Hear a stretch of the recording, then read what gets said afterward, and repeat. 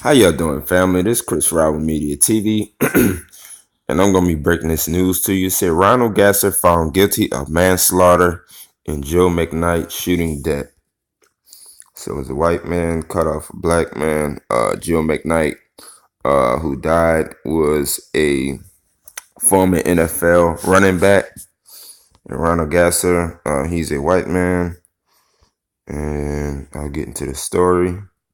Say Jefferson Parish jury Friday, January 26, found Ronald Gasser guilty of manslaughter in the road rage filled shooting death of Joe McKnight, rejecting his claim that he killed the former NFL player in John Curtis Christian School standout in self-defense. The verdict followed 7 hours and a half of jury deliberation and 6 days of testimony from the state witness.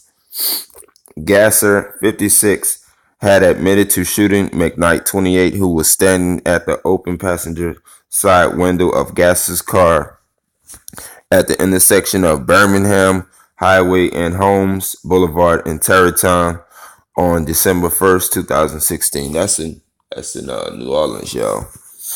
Though Gasser had been charged with second-degree murder, the jury returned a lesser verdict of manslaughter with a 10-2 vote. The finding brought closure to relatives of McKnight, including his mother and sister, who packed the courtroom Friday evening. Family members who declined to comment hugged each other, some crying after the verdict was read. McKnight's sister and Jonah sat in a wheelchair with her head bowed into Clapp's hand. The family is very happy with the verdict, says Jefferson Parish Assistant District Attorney Shannon Swim. John Schilling, the driver who was involved in a 2006 road rage confrontation with Gasser at the very same intersection where McKnight was shot, was also in the courtroom when the verdict was announced. I think justice was served, Schilling said. Gasser relatives who had attended every day of the trial were not in the courtroom for the verdict.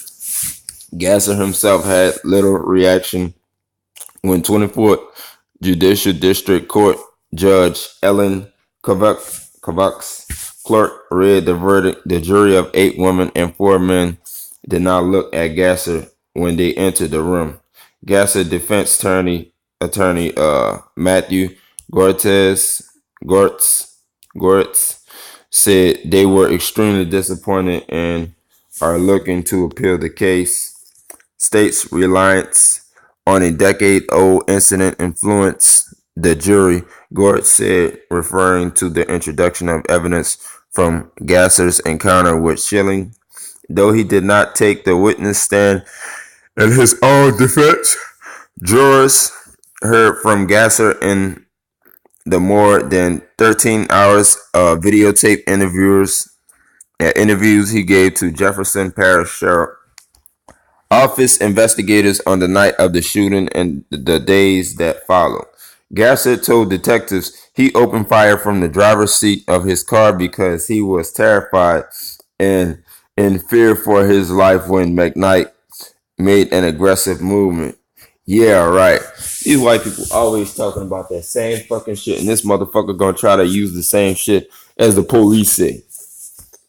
When Gasser told McKnight, our black brother, to get out the car and shit like that. So, lunging through the window and into the vehicle to attack him.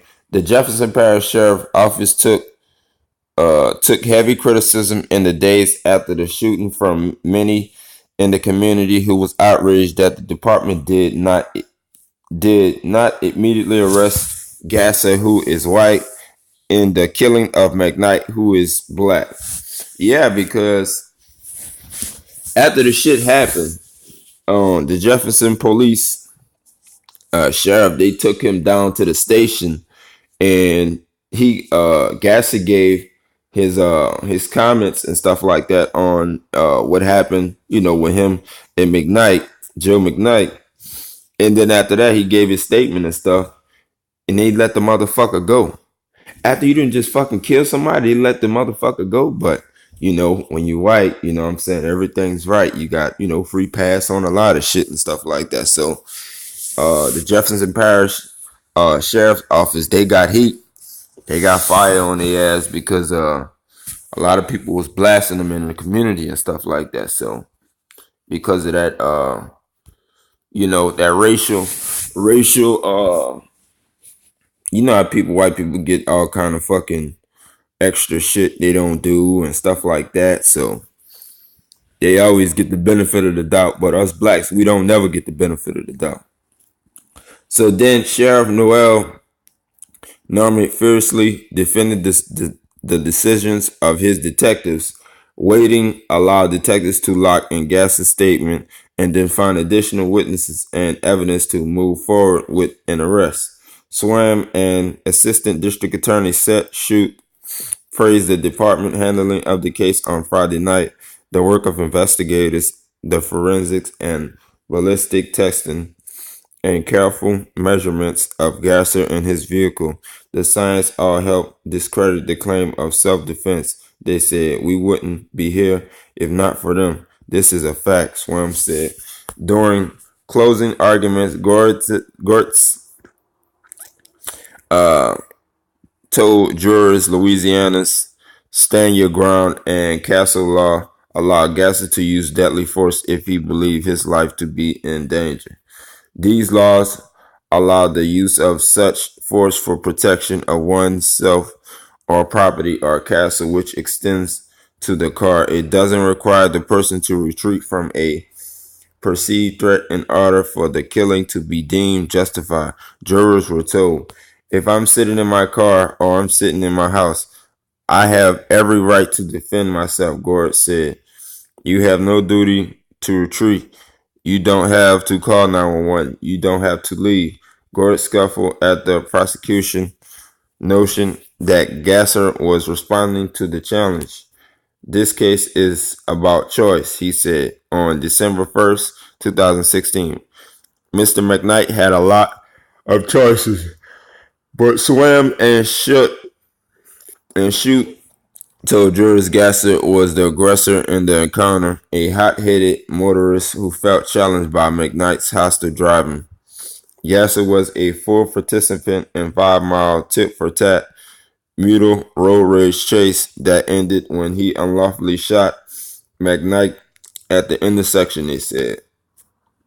Forensics evidence proved that McKnight never lunged into Gasser's vehicle as claimed. Prosecutors said McKnight couldn't have been as close as Gasser said because his clothing had no signs of gunshot residue and his body wounds had no stippling. The cuts and crashes that unburned gunpowder makes on skin when a gun is fired at close range, experts testified. McKnight had only his left hand on the edge, just inside of the vehicle's door. Authorities say, that a hand in that vehicle is not enough to shoot him, Swam said. So, yeah, like I said, family, y'all watch. This shit can happen anywhere. What is happening in Louisiana? It's happening in Louisiana. White man getting mad because it was kind of like, how people be driving road rage and shit like that and stuff like that. So y'all be careful out there, family, because you never know who get pissed off if somebody been cut off somebody on the street or something like that, and y'all get into an argument and shit like that. So I want y'all to have a good morning.